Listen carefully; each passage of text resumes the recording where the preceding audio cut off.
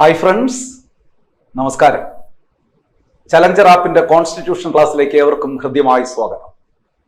സുഹൃത്തുക്കളെ, ഇരുമ്പിനെ നശിപ്പിക്കാൻ ആർക്കും കഴിയില്ല, പക്ഷേ അതിൻ്റെ തുരുമ്പിന് കഴിയും.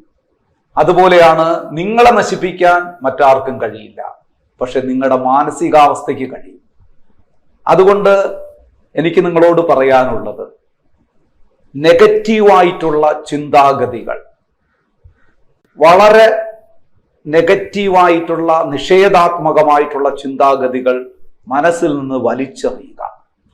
ഫിയർ ഓഫ് ഫെയില്യുവർ, ഞാൻ പരാജയപ്പെട്ടു പോകുമോ എന്ന ആ ഒരു ഭയപ്പാട്, അതൊക്കെ മനസ്സിൽ നിന്ന് വലിച്ചെറിയുക. ഇതൊക്കെ അപകടകരമാണ്. ഇതൊക്കെ നിങ്ങളെ വളരെ പരാജയത്തിലേക്ക് നയിക്കുന്ന ഘടകങ്ങളാണ്. അതെല്ലാം വലിച്ചെറിഞ്ഞുകൊണ്ട് പോസിറ്റീവായിട്ടുള്ള ചിന്തകൾ കൊണ്ട് മനസ്സിനെ നിറയ്ക്കുക. അങ്ങനെ നിറച്ച് സധൈര്യം മുന്നോട്ട് പോവുക. വ്യക്തമായ ലക്ഷ്യബോധത്തോടുകൂടി, വിജയിക്കണമെന്ന അടങ്ങാത്ത ആഗ്രഹത്തോടുകൂടി, കഠിനാധ്വാനം ചെയ്യാനുള്ളൊരു മനസ്സോടുകൂടി നിങ്ങൾ മുന്നോട്ട് പോവുക. നിങ്ങളുടെ വിജയം സുനിശ്ചിതമാണ്. എല്ലാവർക്കും വലിയ വിജയങ്ങൾ ഉണ്ടാകട്ടെ എന്ന് ആശംസിച്ചുകൊണ്ട് ഇന്നത്തെ ക്ലാസ്സിലേക്ക് ഞാൻ കടക്കും.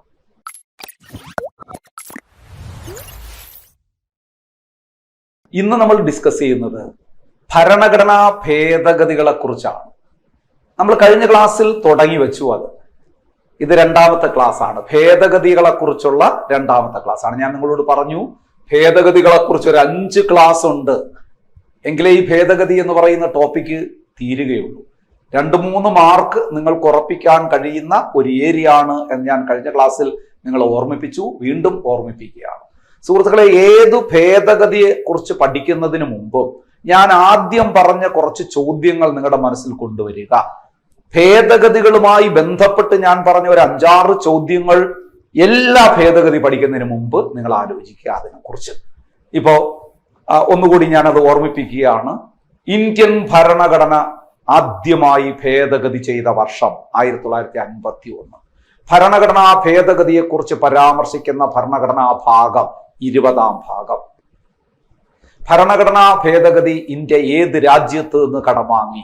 ദക്ഷിണാഫ്രിക്ക, സൗത്ത് ആഫ്രിക്ക. ഇന്ത്യൻ ഭരണഘടന ഭേദഗതി എന്നത് ഏത് അനുച്ഛേദ പ്രകാരമാണ്? 368, 368 പ്രകാരമാണ്. ഇന്ത്യൻ ഭരണഘടന ഭേദഗതിയുള്ള അധികാരം ആർക്കാണ്? പാർലമെന്റിനാണ്. പാർലമെന്റ് എന്നാൽ രാജ്യസഭ, ലോകസഭ, രാഷ്ട്രപതി എന്നീ ഘടകങ്ങൾ ചേർന്നതാണ്. ഇന്ത്യൻ ഭരണഘടന ഭേദഗതി ചെയ്യുന്നതിന് എത്ര മാർഗങ്ങളുണ്ട്? 3 മാർഗങ്ങൾ. പാർലമെന്റിലെ സിമ്പിൾ മെജോറിറ്റി കൊണ്ട് ചില കാര്യങ്ങൾ ഭേദഗതി ചെയ്യാം. അതായത് പങ്കെടുത്ത് വോട്ട് ചെയ്യുന്നവരിൽ ഭൂരിഭാഗം പേരുടെ പിന്തുണയോടുകൂടി ചില കാര്യങ്ങൾ ഭേദഗതി ചെയ്യാം. രണ്ടാമത് പറയുന്നത് പാർലമെന്റിലെ 2/3 ഭൂരിപക്ഷത്തോടുകൂടി ചില കാര്യങ്ങൾ ഭേദഗതി ചെയ്യാം.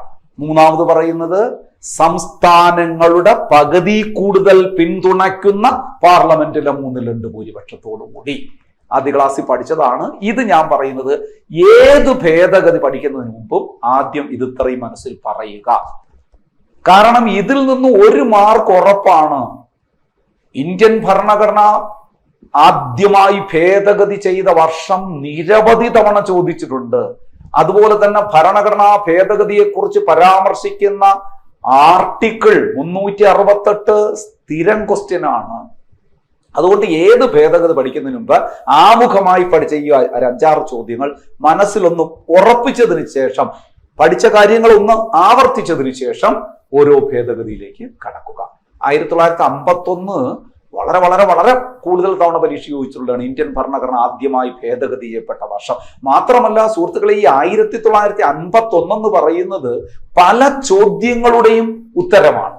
നിരവധി ചോദ്യങ്ങൾ. അതെനിക്കിപ്പം പെട്ടെന്ന് മനസ്സിൽ ഓർമ്മ വരുന്ന 5 ചോദ്യങ്ങൾ വേണമെങ്കിൽ ഞാൻ നിങ്ങളോട് പറയാം. 5 പ്രീവിയസ് ചോദ്യം ഉത്തരം 1951 ആണ്.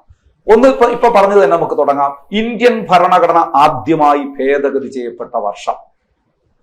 ഇനി ഇന്ത്യയിൽ പഞ്ചവത്സര പദ്ധതികൾക്ക് തുടക്കം കുറിച്ച വർഷം. ഇനി ഇന്ത്യയിൽ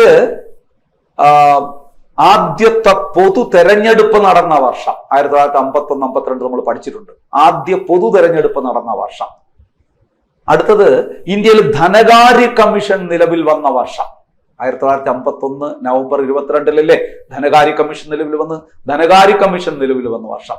ഒന്നാം ഏഷ്യൻ ഗെയിംസ് ഉദ്ഘാടനം ചെയ്യപ്പെട്ട വർഷം. 5 ചോദ്യങ്ങൾ. ഇത് മാത്രമല്ല, നിരവധി ചോദ്യങ്ങൾ വേറെയുണ്ട്.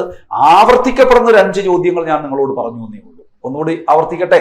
എന്തൊക്കെയാണ്? ഇന്ത്യൻ ഭരണഘടന ആദ്യമായി ഭേദഗതി ചെയ്യപ്പെട്ട വർഷം, ഇന്ത്യയിലെ പഞ്ചവത്സര പദ്ധതികൾക്ക് തുടക്കം കുറിച്ച വർഷം, ഇന്ത്യയിലെ ധനകാര്യ കമ്മീഷൻ നിലവിൽ വന്ന വർഷം, ഇന്ത്യയിലെ ആദ്യത്തെ പൊതു തെരഞ്ഞെടുപ്പ് നടന്ന വർഷം, ഒന്നാം ഏഷ്യൻ ഗെയിംസ് ഉദ്ഘാടനം ചെയ്യപ്പെട്ട വർഷം. ഈ 5 ചോദ്യങ്ങളുടെ ഉത്തരം 1951. ജസ്റ്റ് ഒരു കോളത്തില്, മനസ്സിലൊരു കോളത്തിൽ ഇതൊക്കെ അങ്ങ് ഇട്ടോളുക. രസകരമല്ലേ അങ്ങനെയൊക്കെ പഠിച്ചു പോകുന്നത്? ഞാൻ ഓർമ്മിപ്പിച്ചു എന്നേ ഉള്ളൂ. യെസ്, നമുക്ക് ഭേദഗതിയിലേക്ക് വരാം. തുടങ്ങാം. 44-ാം ഭേദഗതി. സുഹൃത്തുക്കളെ, ഇത് നിങ്ങൾക്ക് 44-ാം ഭേദഗതി ഒരു ഐഡിയ ഉണ്ടെന്ന് ഞാൻ വിശ്വസിക്കുന്നു. കാരണം നമ്മൾ ഇതിനു മുമ്പ് അടിയന്തരാവസ്ഥ പഠിപ്പിച്ചിട്ടുണ്ട്. അടിയന്തരാവസ്ഥ ആ ക്ലാസ് കണ്ടിട്ടുള്ള ഒരാളിന് 44-ാം ഭേദഗതി എളുപ്പം മനസ്സിലാക്കാം. കാരണം അടിയന്തരാവസ്ഥയും ദേശീയ അടിയന്തരാവസ്ഥയുമായി വളരെ ബന്ധപ്പെട്ട് കിടക്കുന്ന ഒരു ഭേദഗതിയാണിത്. ഇതിലെ പല പോയിന്റുകളും നമ്മൾ അന്ന് അവിടെ പറഞ്ഞു. ഇനി അടിയന്തരാവസ്ഥയുമായി ബന്ധപ്പെടാത്ത കുറച്ച് പോയിന്റുകളുണ്ട്. അതൊക്കെ നമ്മൾ ഇനി വീണ്ടും പറയാൻ പോവുകയാണ്. ശ്രദ്ധിക്കുക. 44-ാം ഭേദഗതി 1978. ക്ലിയർ ആവും? 1978-ലെ 44-ാം ഭേദഗതി. അപ്പം പാസാക്കിയ വർഷം 1978. 44-ാം ഭേദഗതി നിലവിൽ വന്നതെന്ന് 1979 ഏപ്രിൽ 30. 42-ാം ഭേദഗതി നമ്മൾ ഇതുപോലെയാണ് പഠിച്ചത്. 1976 പാസാക്കിയ വർഷം 1977 ജാനുവരി 3-ാം തീയതി നിലവിൽ വന്നു. ഇവിടെ 1979 ഏപ്രിൽ 30 നിലവിൽ വന്നു. 1978 പാസാക്കിയ 79 ഏപ്രിൽ 30 നിലവിൽ വന്നു. നോക്കൂ, ഇന്ത്യയുടെ പ്രധാനമന്ത്രി ആരായിരുന്നു ആ സമയത്ത്? നമ്മൾ അവിടെ പഠിച്ചതുപോലെ ഓർത്തോളൂ. മൊറാർജി ദേശായി. ഇന്ത്യൻ പ്രധാനമന്ത്രി മൊറാർജി ദേശായി. രാഷ്ട്രപതി നീലം സഞ്ജീവ റെഡ്ഡി. 42-ാം ഭേദഗതി സമയമോ ഇന്ദിരാഗാന്ധിയും ഫക്രുദ്ദീൻ അലി അഹമ്മദ്, അല്ലെ? 44-ാം ഭേദഗതി സമയം ഇന്ത്യയുടെ പ്രധാനമന്ത്രി മൊറാർജി ദേശായി, രാഷ്ട്രപതി നീലം സഞ്ജീവ റെഡ്ഡി. ഏത് ഗവൺമെന്റിന്റെ കാലത്താണ് 44-ാം ഭേദഗതി? വേണമെങ്കിൽ ചോദിക്കാം. കാരണം എന്ത്? ഇന്ത്യയിലെ ആദ്യത്തെ നോൺ കോൺഗ്രസ് മിനിസ്റ്ററുടെ കാലഘട്ടത്തിലാണ്. ഇന്ത്യയിലെ ആദ്യത്തെ കോൺഗ്രസ് ഇതര മന്ത്രിസഭ ജനതാ ഗവൺമെന്റ് 1977 നിലവിൽ വന്നു. Under the leadership of Morarji Desai, അല്ലെ? അപ്പം ജനതാ ഗവൺമെന്റിന്റെ കാലഘട്ടത്താണ് 44-ാം ഭേദഗതി നിയമം പാസാക്കിയത്. ഇനി നമുക്ക് ഓരോ പോയിന്റിലേക്ക് കടക്കാം. നോക്കൂ, ഞാൻ പ്രധാനമന്ത്രിയും രാഷ്ട്രപതിയും പറഞ്ഞത് എന്തിനാണെന്ന് കുറച്ച് കഴിയുമ്പോൾ നിങ്ങൾക്ക് ബോധ്യപ്പെടും. പ്രീവിയസ് ചോദ്യം വരുമ്പോൾ ഞാൻ പറയാം. അവിടെ നമ്മൾ ഇന്ദിരാഗാന്ധിയും ഫക്രുദ്ദീൻ അലി അഹമ്മദും എന്ന് ആദ്യം പറഞ്ഞിട്ട് പഠിച്ചു വന്നപ്പോൾ ഞാൻ പ്രീവിയസ് ചോദ്യം പറഞ്ഞത് ഓർമ്മയുണ്ടോ? മൗലിക കടമകൾ ഇന്ത്യൻ ഭരണഘടന ഉൾപ്പെടുത്തിയ പ്രധാനമന്ത്രി ആര്? ഇന്ദിരാഗാന്ധി. അപ്പൊ ഇതുമായി ബന്ധപ്പെട്ട് ഇങ്ങനെ ചോദ്യങ്ങൾ വരാം. ഇനി ശ്രദ്ധിക്കാം. 44-ാം ഭേദഗതിയിലെ ഓരോ പോയിന്റിലേക്ക് നമുക്ക് കടക്കാം. 44-ാം ഭേദഗതി പഠിക്കുന്ന ഒരാളോട് എനിക്ക് പറയാനുള്ളത്, ആദ്യം അറിഞ്ഞിരിക്കേണ്ടത് PSCയുടെ ഒരു സ്റ്റോക്ക് ക്വസ്റ്റ്യന്റെ ഉത്തരമാണ് 44-ാം ഭേദഗതി. അത് ആദ്യം ആ സ്റ്റോക്ക് ക്വസ്റ്റ്യൻ എന്താണെന്ന് ഓർക്കുക. മൗലികാവകാശങ്ങളിൽ നിന്ന് സ്വത്തവകാശത്തെ ഒഴിവാക്കിയ ഭേദഗതി. മൗലികാവകാശങ്ങളിൽ നിന്ന് സ്വത്തവകാശത്തെ ഒഴിവാക്കിയ ഭേദഗതി ഏത്? 44-ാം ഭേദഗതി. കിട്ടിയോ? മൗലികാവകാശങ്ങളിൽ നിന്ന് സ്വത്തവകാശത്തെ ഒഴിവാക്കിയ ഭേദഗതി 44-ാം ഭേദഗതി. അവിടെ ഒരു ചോദ്യം വരും വീണ്ടും. മൗലികാവകാശങ്ങളെ കുറിച്ച് പരാമർശിക്കുന്ന ഭരണഘടന അനുച്ഛേദങ്ങൾ നിങ്ങൾക്കറിയാം, 12 മുതൽ 35 വരെ. അതിന്റെ ഇടയിൽ ഒരു ആർട്ടിക്കിളാണ് ഞാൻ ചോദിക്കാൻ പോകുന്നത്. 44-ാം ഭേദഗതിയിലൂടെ ഒഴിവാക്കപ്പെട്ട ഭരണഘടനാ അനുച്ഛേദമേത് എന്ന് പറഞ്ഞാൽ അതിനർത്ഥം ഏത് അനുച്ഛേദത്തിലാണ് സ്വത്തവകാശം രേഖപ്പെടുത്തിയിരുന്നത് എന്നല്ലേ? അപ്പൊ അത് 31-ാം അനുച്ഛേദമാണ്. ആർട്ടിക്കിൾ 31 അതിന്റെ ആൻസർ. എന്താ നമ്മൾ പറയും? മൗലികാവകാശങ്ങളിൽ നിന്ന് സ്വത്തവകാശത്തെ ഒഴിവാക്കിയ ഭരണഘടനാ ഭേദഗതി 44-ാം ഭേദഗതി 1978 അല്ലെ? 1978 44-ാം ഭേദഗതിയിലൂടെ ഒഴിവാക്കപ്പെട്ട ഭരണഘടനാ അനുച്ഛേദം 31 സ്വത്തവകാശം. ഒരു വകുപ്പ് കൂടിയുണ്ട് ഒഴിവാക്കപ്പെട്ടത്, പഠിക്കണം. 44-ാം ഭേദഗതിയിലൂടെ ഒഴിവാക്കപ്പെട്ട മറ്റൊരു വകുപ്പുണ്ട്. 19-ാം ആർട്ടിക്കിളില് എത്ര സ്വാതന്ത്ര്യങ്ങളെ കുറിച്ചാണ് പറയുന്നത്? 6. നേരത്തെ 7 ഉണ്ടായിരുന്നു.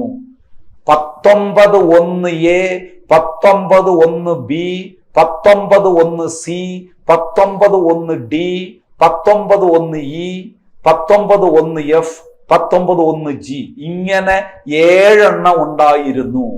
അതിൽ നിന്ന് 19(1)(f) എന്ന ആർട്ടിക്കിള് 44-ാം ഭേദഗതിയിലൂടെ ഒഴിവാക്കപ്പെട്ടു.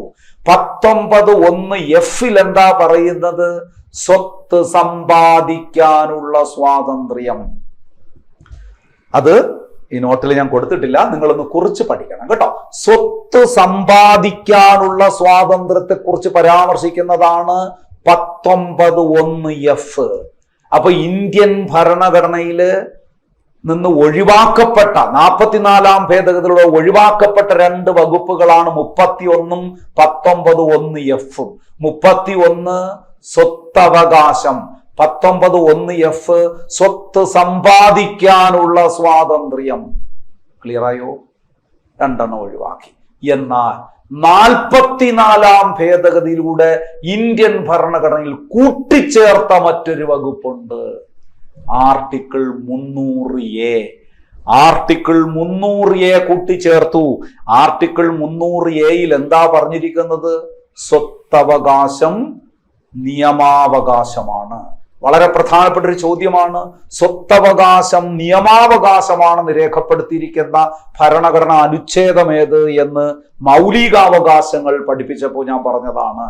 അപ്പൊ സ്വത്തവകാശം നിയമാവകാശമാണെന്ന് പുതിയൊരു വകുപ്പ് കൊണ്ടുവന്നു, 300A. അപ്പൊ ശ്രദ്ധിക്കേണ്ടത് 31-ാം വകുപ്പ്, 31A അല്ല 31-ാം വകുപ്പ്, 31-ാം വകുപ്പ് സ്വത്തവകാശം ഒഴിവാക്കി. 19(1)(f) സ്വത്ത് സമ്പാദിക്കാനുള്ള സ്വാതന്ത്ര്യം ഒഴിവാക്കി. എന്നാൽ ആർട്ടിക്കിൾ 300A സ്വത്തവകാശം നിയമാവകാശമാണ് എന്ന വകുപ്പ് ഉൾപ്പെടുത്തിയ ഭേദഗതിയും 44-ാം ഭേദഗതിയിലൂടെയാണ്. ക്ലിയർ ആയല്ലോ? അടുത്ത ഇനി വളരെ വളരെ പ്രധാനപ്പെട്ട ദേശീയ അടിയന്തരാവസ്ഥയുമായി ബന്ധപ്പെട്ട കാര്യങ്ങളും ഒക്കെ നമ്മൾ പറയാൻ പോവുകയാണ്. ഇനി നോക്കൂ, ലോകസഭയുടെ കാലാവധി 5-ൽ നിന്നും 6 വർഷമായി ഉയർത്തിയ ഭേദഗതി ഏതെന്ന് നമ്മൾ പഠിച്ചു.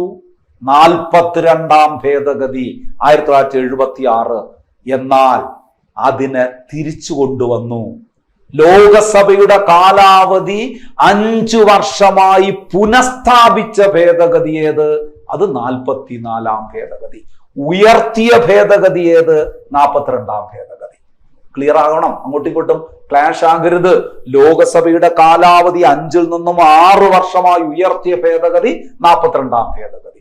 എന്നാൽ ലോകസഭയുടെ കാലാവധി 5 വർഷമായി പുനഃസ്ഥാപിച്ച ഭേദഗതി 44-ാം ഭേദഗതി 1978. ഇനി നോക്കൂ, ദേശീയ അടിയന്തരാവസ്ഥ പ്രഖ്യാപിച്ചു കഴിഞ്ഞാൽ എത്ര സമയത്തിനുള്ളിലാണ് പാർലമെന്റിന്റെ അനുമതി വേണ്ടത് എന്ന് നമ്മൾ പഠിച്ചു. നേരത്തെ 2 മാസത്തിനകമായിരുന്നു, ഇപ്പൊ അത് കുറച്ച് 1 മാസമാക്കി. അപ്പൊ അടിയന്തരാവസ്ഥ, ദേശീയ അടിയന്തരാവസ്ഥ പ്രഖ്യാപിച്ചു കഴിഞ്ഞാൽ 1 മാസത്തിനകം പാർലമെന്റ് അംഗീകരിച്ചിരിക്കണം എന്ന വ്യവസ്ഥ കൊണ്ടുവന്നത് ഭരണഘടനാ ഭേദഗതി ഏതാണ്? 44-ാം ഭേദഗതിയിൽ. അതായത് ദേശീയ അടിയന്തരാവസ്ഥ പ്രഖ്യാപിച്ചു കഴിഞ്ഞാൽ 1 മാസത്തിനകം പാർലമെന്റിന്റെ അംഗീകാരം ലഭിച്ചിരിക്കണം എന്ന് വ്യവസ്ഥ കൊണ്ടുവന്ന ഭേദഗതി 44-ാം ഭേദഗതി. അതുപോലെ അടിയന്തരാവസ്ഥ പഠിപ്പിച്ചപ്പോൾ ഞാൻ പറഞ്ഞതാണ്, ദേശീയ അടിയന്തരാവസ്ഥയുമായി ബന്ധപ്പെട്ട് ആഭ്യന്തര അസ്വസ്ഥത, ഇന്റേണൽ ഡിസ്റ്റർബൻസ് എന്ന വാക്ക് മാറ്റി പകരം സായുധ കലാപം, ആംഡ് റെബലിയൻ എന്ന വാക്ക് ഉൾപ്പെടുത്തിയതും 44-ാം ഭേദഗതി. അടിയന്തരാവസ്ഥ എടുത്തപ്പോൾ ഞാൻ വിശദമായി പറഞ്ഞതാണ്, ഈ ഇന്റേണൽ ഡിസ്റ്റർബൻസ് എന്നൊരു കാരണം പറഞ്ഞുകൊണ്ട് ഇന്ത്യയിൽ ഇനി ദേശീയ അടിയന്തരാവസ്ഥ പ്രഖ്യാപിക്കാൻ കഴിയില്ല. ദേശീയ ആഭ്യന്തര അടിയന്തരാവസ്ഥ പ്രഖ്യാപിക്കണമെങ്കിൽ ഒരൊറ്റ സാഹചര്യമേ ഇപ്പോഴുള്ളൂ, അത് സായുധ കലാപം അതായിരിക്കണം. അപ്പൊ ദേശീയ അടിയന്തരാവസ്ഥ പ്രഖ്യാപിക്കുന്നത് അടിയന്തരാവസ്ഥയുമായി ബന്ധപ്പെട്ട് ഇന്റേണൽ ഡിസ്റ്റർബൻസ് എന്ന് പറയുന്ന വാക്കിന് പകരം സായുധ കലാപം അഥവാ ആംഡ് റെബലിയൻ എന്ന വാക്ക് ഉൾപ്പെടുത്തിയത് 44-ാം ഭേദഗതിയിലൂടെയാണ്. ഇനി നോക്കൂ, കേന്ദ്ര മന്ത്രിസഭയുടെ എഴുതി നൽകിയ ശുപാർശ കൂടാതെ അടിയന്തരാവസ്ഥ പ്രഖ്യാപിക്കാൻ പാടില്ലെന്ന് വ്യവസ്ഥ ചെയ്യുന്ന ഭേദഗതിയാണ് 44-ാം ഭേദഗതി. അടിയന്തരാവസ്ഥ പ്രഖ്യാപിക്കണമെങ്കിൽ കേന്ദ്ര മന്ത്രിസഭ കൂടി തീരുമാനമെടുത്തിരിക്കണം. അതിൽ റിട്ടൺ അഡ്വൈസ് എവിടെ എത്തണം? രാഷ്ട്രപതിയുടെ മുമ്പിൽ എത്തണം. എങ്കിൽ മാത്രമേ ദേശീയ അടിയന്തരാവസ്ഥ പ്രഖ്യാപിക്കാൻ പാടുള്ളൂ എന്ന് 44-ാം ഭേദഗതിയുടെ വ്യവസ്ഥ ചെയ്യുന്നു. എന്തുകൊണ്ട്? നിങ്ങൾക്കറിയാം, ഇന്ത്യയില് ദേശീയ ആഭ്യന്തര അടിയന്തരാവസ്ഥ ഇന്ദിരാഗാന്ധിയുടെ കാലത്ത് പ്രഖ്യാപിക്കപ്പെട്ടപ്പോ മന്ത്രിസഭ തീരുമാനം എടുത്തിട്ടില്ലായിരുന്നു. ഇന്ദിരാഗാന്ധി എന്ന് പറയുന്ന ഒരു വ്യക്തിയുടെ തീരുമാനം മാത്രമായിരുന്നു. ഇനി അത് നടക്കില്ല എന്നാണ് ജനതാ ഗവൺമെന്റ് 44-ാം ഭേദഗതിയിലൂടെ വ്യക്തമാക്കുന്നത്. ഇനി ഇന്ത്യയിൽ ഒരു ദേശീയ അടിയന്തരാവസ്ഥ പ്രഖ്യാപിക്കണമെങ്കിൽ അത് കേന്ദ്ര മന്ത്രിസഭ കൂടുകയും അവിടെ ഒരു തീരുമാനം എടുക്കുകയും അത് റിട്ടൺ എവിഡൻസ് ആയിട്ട് രാഷ്ട്രപതിയുടെ മുമ്പിൽ എത്തുകയും വേണം. എന്നാൽ മാത്രമേ ദേശീയ അടിയന്തരാവസ്ഥ പ്രഖ്യാപിക്കാൻ പാടുള്ളൂ എന്ന് വ്യവസ്ഥ ചെയ്യുന്നതും 44-ാം ഭേദഗതിയിലൂടെ. ഇനി നോക്കൂ, ഇന്ത്യൻ ഭരണഘടനയില് എപ്പോഴാണ് മൗലികാവകാശങ്ങൾ നിരോധിക്കുന്നത്? അടിയന്തരാവസ്ഥ സമയം. ആര്? രാഷ്ട്രപതി. പക്ഷേ 44-ാം ഭേദഗതിയിലൂടെ പറയുന്നത് ഇന്ത്യൻ ഭരണഘടനയില് 20-21 വകുപ്പുകൾ ഒരു കാരണവശാലും റദ്ദു ചെയ്യാൻ പാടില്ല. ഇന്ത്യൻ ഭരണഘടനയിലെ 20-21 വകുപ്പുകളിൽ പറയുന്ന മൗലികാവകാശങ്ങൾ റദ്ദാക്കാൻ പാടില്ലെന്ന് വ്യവസ്ഥ ചെയ്യുന്നതും 44-ാം ഭേദഗതിയിലൂടെയാണ്. സുഹൃത്തുക്കളെ, ദേശീയ അടിയന്തരാവസ്ഥ പ്രഖ്യാപിക്കുന്നത്, അടുത്ത പോയിന്റ് ശ്രദ്ധിക്കുക, ദേശീയ അടിയന്തരാവസ്ഥ പ്രഖ്യാപിക്കുന്നത് സായുധ കലാപം കാരണമാണെങ്കിൽ 19-ാം വകുപ്പിൽ പറയുന്ന പൗരന്റെ മൗലിക സ്വാതന്ത്ര്യങ്ങൾ റദ്ദു ചെയ്യാൻ പാടില്ല എന്ന് വ്യവസ്ഥ ചെയ്യുന്നതും 44-ാം ഭേദഗതിയിലൂടെയാണ്. നോക്കൂ, നമ്മൾ പഠിച്ചിട്ടുണ്ട് 358-ഉം 359-ഉം അനുച്ഛേദങ്ങൾ പ്രകാരമാണ് ദേശീയ അടിയന്തരാവസ്ഥ സമയം പൗരന്റെ മൗലികാവകാശങ്ങൾ രാഷ്ട്രപതി നിരോധിക്കുന്നത്. അതിൽ 358-ാം വകുപ്പ് പ്രകാരം നിരോധിക്കുന്നത് 19-ാം വകുപ്പിൽ പറയുന്ന മൗലിക സ്വാതന്ത്ര്യങ്ങളാണ്. മറ്റ് മൗലികാവകാശങ്ങൾ നിരോധിക്കുന്നതാണ് 359-ാം വകുപ്പ് പ്രകാരം. എന്നാൽ 44-ാം ഭേദഗതിയുടെ ഒരു വ്യവസ്ഥ കൊണ്ടുവരുന്നു. ദേശീയ അടിയന്തരാവസ്ഥ പ്രഖ്യാപിക്കുന്നത് സായുധ കലാപം കാരണമാണെങ്കിൽ അഥവാ ദേശീയ ആഭ്യന്തര അടിയന്തരാവസ്ഥയാണ് പ്രഖ്യാപിക്കുന്നതെങ്കിൽ 19-ാം വകുപ്പ് റദ്ദു ചെയ്യാൻ പാടില്ല. 19-ാം വകുപ്പിൽ പറയുന്ന പൗരന്റെ മൗലികാവകാശങ്ങൾ നിരോധിക്കാൻ പാടില്ല. അപ്പോഴെപ്പോ മാത്രമേ 19-ാം വകുപ്പിൽ പറയുന്ന മൗലികാവകാശങ്ങൾ നിരോധിക്കാൻ പാടുള്ളൂ? ദേശീയ ബാഹ്യ അടിയന്തരാവസ്ഥയുടെ സമയത്ത് മാത്രം. മനസ്സിലാണല്ലോ? എക്സ്റ്റേണൽ അഗ്രഷനോ സിവിൽ വാറോ വൈദേശിക ആക്രമണോ യുദ്ധമോ കാരണം ദേശീയ അടിയന്തരാവസ്ഥ പ്രഖ്യാപിക്കുമ്പോൾ മാത്രമേ 19-ാം വകുപ്പ് റദ്ദ് ചെയ്യാൻ പാടുള്ളൂ. അല്ലാതെ ദേശീയ അടിയന്തരാവസ്ഥ പ്രഖ്യാപിക്കുന്നത് സായുധ കലാപം കാരണമാണെങ്കിൽ, അല്ലെങ്കിൽ ദേശീയ അടിയന്തരാവസ്ഥ പ്രഖ്യാപിക്കുന്നത് ദേശീയ ആഭ്യന്തര അടിയന്തരാവസ്ഥയാണ് പ്രഖ്യാപിക്കുന്നതെങ്കിൽ 19-ാം വകുപ്പിൽ പറയുന്ന പൗരന്റെ മൗലികാവകാശങ്ങൾ മൗലിക സ്വാതന്ത്ര്യങ്ങൾ റദ്ദ് ചെയ്യാൻ പാടില്ല എന്ന് വ്യവസ്ഥ ചെയ്യുന്നതും 44-ാം ഭേദഗതിയിലൂടെ. ഇനി അടിയന്തരാവസ്ഥ കോടതിയിൽ ചോദ്യം ചെയ്യാൻ പാടില്ല എന്നൊരു വ്യവസ്ഥ ഇടയ്ക്ക് കൊണ്ടുവന്നു. ഇന്ദിരാഗാന്ധിയുടെ കാലത്ത് 1975 38-ാം ഭരണഘടനാ ഭേദഗതിയിലൂടെ 1975 ഒരു പുതിയ വ്യവസ്ഥ കൊണ്ടുവന്നു. അതായത് അടിയന്തരാവസ്ഥ പ്രഖ്യാപിച്ചാൽ ആർക്കും കോടതിയിൽ ചോദ്യം ചെയ്യാൻ പാടില്ല എന്ന്. എന്നാൽ 44-ാം ഭേദഗതിയിലൂടെ ആ വ്യവസ്ഥ എടുത്തു കളഞ്ഞു. അടിയന്തരാവസ്ഥ കോടതിയിൽ ചോദ്യം ചെയ്യാം എന്നൊരു വ്യവസ്ഥ കൊണ്ടുവന്നത്, അതായത് ജസ്റ്റിസിബിൾ ആക്കി, എമർജൻസി ജസ്റ്റിസിബിൾ ആക്കി കോടതിയിലൂടെ നമുക്ക് അതിന് അല്ലെങ്കിൽ കോടതിയെ സമീപിക്കാം എന്നൊരു വ്യവസ്ഥ കൊണ്ടുവന്നത് 44-ാം ഭേദഗതിയിലൂടെയാണ്. ഇനി ദേശീയ അടിയന്തരാവസ്ഥയുടെ കാര്യത്തിൽ നമ്മൾ പറഞ്ഞല്ലോ, 6 മാസമാണ് അടിയന്തരാവസ്ഥയുടെ കാലം. പക്ഷെ 6 മാസം കൂടുന്തോറും പാർലമെന്റിന്റെ അംഗീകാരം വേണം. അത് നിർബന്ധമാക്കിയതും 44-ാം ഭേദഗതിയിലൂടെയാണ്. ഓരോ 6 മാസം കൂടുമ്പോഴും ദേശീയ അടിയന്തരാവസ്ഥ നീട്ടിക്കൊണ്ടുപോകുന്നതിന് അല്ലെങ്കിൽ ദേശീയ അടിയന്തരാവസ്ഥയുടെ കാര്യത്തിൽ ഓരോ 6 മാസം കൂടും തോറും പാർലമെന്റിന്റെ അംഗീകാരം നിർബന്ധമാക്കിയതും 44-ാം ഭേദഗതിയിലൂടെയാണ്. സുഹൃത്തുക്കളെ, 44-ാം ഭേദഗതി വളരെ പ്രധാനപ്പെട്ടതാണ്. അത് കൂടുതലും ബന്ധപ്പെട്ടിരിക്കുന്നത് ദേശീയ അടിയന്തരാവസ്ഥയുമായി ബന്ധപ്പെട്ടതാണ്. അല്ലെങ്കിൽ നമ്മുടെ പറഞ്ഞ 1-2 പോയിന്റുകൾ കൂടിയുണ്ട്, അല്ലാത്ത പോയിന്റുകൾ കൂടിയുണ്ട്. ഏതൊക്കെ? മൗലികാവകാശങ്ങളിൽ നിന്ന് സ്വത്തവകാശത്തെ ഒഴിവാക്കിയത്. ഇവിടെയാണ് ഞാൻ ഒരു കാര്യം പറഞ്ഞ് നേരത്തെ. ആ സമയത്ത് മൊറാർജി ദേശായി പ്രധാനമന്ത്രിയും ആരാണ്? നീലം സഞ്ജീവ് റെഡ്ഡി രാഷ്ട്രപതി എന്ന് പറഞ്ഞില്ലേ? ഈ 2 പേരുടെ പേരും പ്രീവിയസ് ചോദ്യം പേപ്പറിൽ ഉണ്ടായിരുന്നു. മൗലികാവകാശങ്ങളിൽ നിന്ന് സ്വത്തവകാശത്തെ ഒഴിവാക്കിയപ്പോൾ ഇന്ത്യയുടെ പ്രധാനമന്ത്രി ആരായിരുന്നു? മൊറാർജി ദേശായി.